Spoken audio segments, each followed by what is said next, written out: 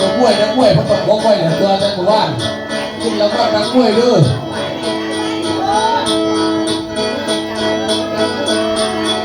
ขึ้นแล้วก็นักมวยนักมวยเปรียบไปแต่ตัวว่าคือว่า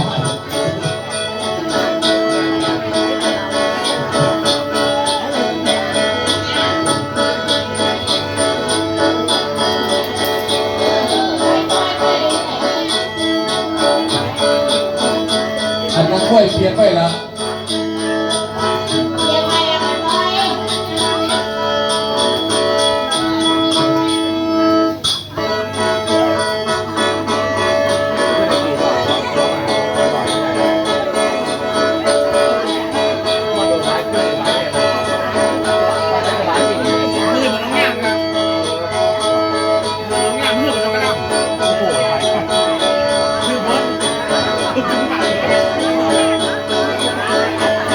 ใช่แล้วนักมวย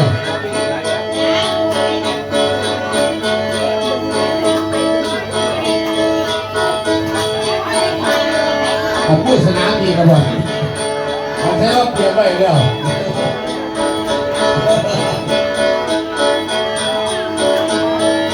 นี่เราก็หลายเลยคุณตาต่อเยอะเลย